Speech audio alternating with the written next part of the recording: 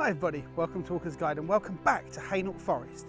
And tonight, it's about 7 o'clock, I'm looking at one of the most important to Hainault Forest trees, or the variety, the species of tree. Hainault Forest is an ancient woodland. That means it's been here for at least about 500 years. Well, it's been here forever. It's one of the last remaining patches of the Great Forest of Essex, which at one point was the Great Forest that covered most of Essex. Other patches include Epping Forest and the forest around Waltham. Oh, that'd be Waltham Forest. And other patches across Essex as well. But what makes this forest special is it's been maintained by humans for absolutely ages. I'm not talking a couple of hundred years, but potentially a couple of thousand. Since humans were walking around here, they've been making use of it. And a lot of that comes down to one of the main species of tree. And that tree is the hornbeam, Carpenius betulus. A beautiful, big, old growing tree that's been used for thousands of years by people. The reason it is so well used is due to its characteristics. It's hard, really hard. It burns incredibly hot. And it's pretty. It's been used for things like chopping blocks for butchers and cogs for water mills and windmills. And it makes a really good, strong, hot charcoal. Now, normally, when you cut a tree down, that's it, tree gone. Sometimes you do a thing called coppicing, we cut it down to the floor and it regrows. Not so great where you have, as we had in Hainault, huge numbers of deer and also cattle, because it was grazed land by the commoners. So the animals would eat those small plants growing. So instead of cutting it at the bottom, you cut it about halfway up. The traditional height was about 7 foot, or a man and an axe. And that is known as pollarding. Now, pollarding sometimes is a term used when street trees are cut, and they're sort of almost cut to lollipops. But that's not what we talk about when we talk pollarding. We talk about cutting a tree and going from something like the one we've just seen to something like this. So the old section is from about here, going down, and the younger section is up there. But young in this terms is relative. This is probably last coppiced about 25 years ago. But that timber will be cut off and turned into stuff, such as gunpowder. Yeah, that's right, gunpowder. The wood from a hornbeam gets turned to charcoal. Charcoal gets mixed with other ingredients, saltpeter, sulphur, and that makes primitive gunpowder, the sort of stuff that will be used in the war, the Roses and the English Civil War. But why hornbeam?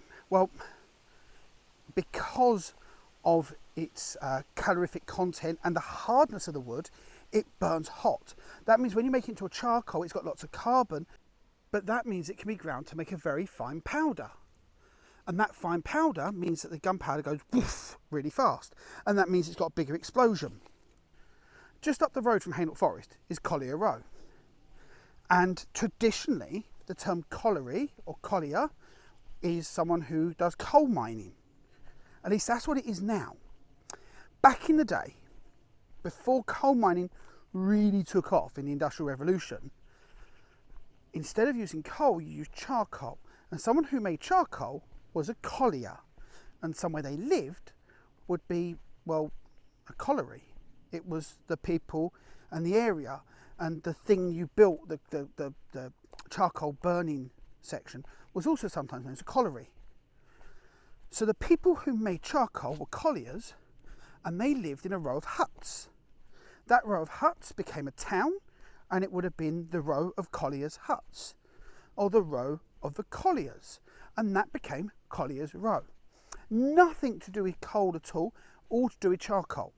Now that charcoal would have been used for things like making metal foundries, potentially for burning in fireplaces to get high amounts of heat when you're cooking things like bread, but also would have gone over to Waltham Abbey and to Enfield, where the Royal Gunpowder Mills were. And the Royal Gunpowder Mills produced gunpowder for the army, and you would have produced a charcoal on site because it makes lots of heat when you make it, and you would have taken that charcoal by wagon to the gunpowder mill. So that is why Hainault was so protected. It was also a royal hunting forest, but that wood was needed for the military. Now, how do I know they're hornbeams? Well, for one, we can look at the bark. I often like to say the bark on a hornbeam almost makes you think of an elephant leg. It's slightly more ridged, but it's that dark grey. There's not deep fissures. It's not like an oak. This is an oak. See the dark fissures, the real plating of the oak. That's an oak. But the older hornbeam is less fissured. It's more plated, but less fissured. But younger, it's smoother. Dark brown to grey.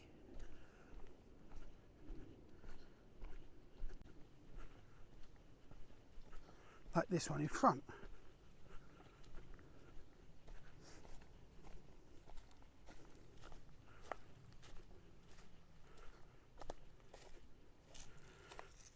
It's smoother. Yeah, there's some marks in it. And it's a hardwood. Indeed, being a hardwood is how it got its name.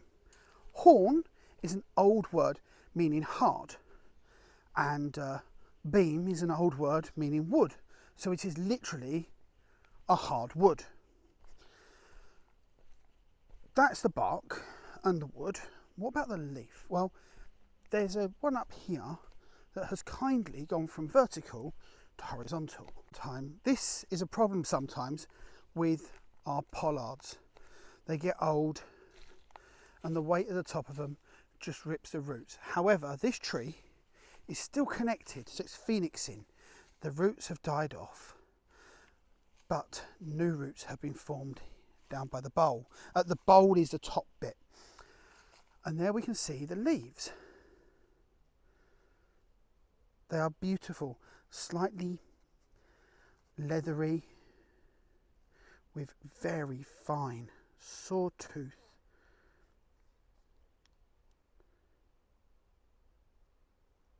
edges. Like a lot of other trees, it's monoecious. That means it's got male and female flowers on the same tree. It's pollinated by the wind with male and female catkins. And after pollination, the seeds are formed. And they are interesting little papery things. And I'll find some in a minute. Known as samaras. This is what the seeds look like once they're formed. They have a little parachutes on them, and the seeds themselves will be inside a little cup there. And when they are fully grown, fully matured, they'll drop off the tree and float to the ground.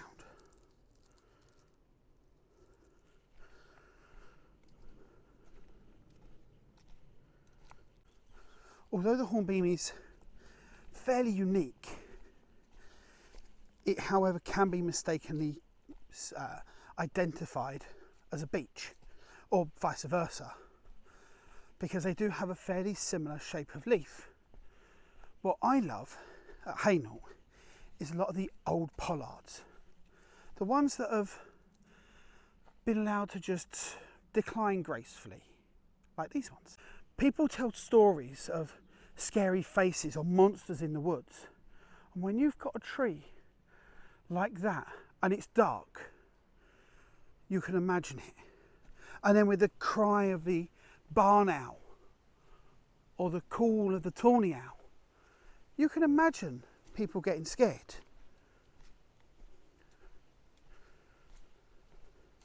And that's where a lot of legends and mythology comes from. Someone going out and seeing something that's not there and getting scared.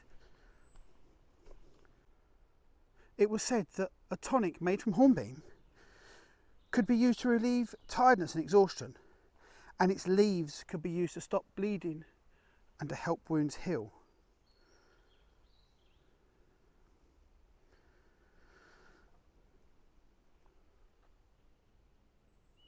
So if you're ever in a wood and you see a tree that's been cut down at 7 foot-ish high, very ish, you never know, different people, different axes, don't think that it's just being damage done by accident. Sometimes it's an actual intentional method of producing a future for the animals and the young plants and creatures that live in that wood, that rely on that pollarded wood.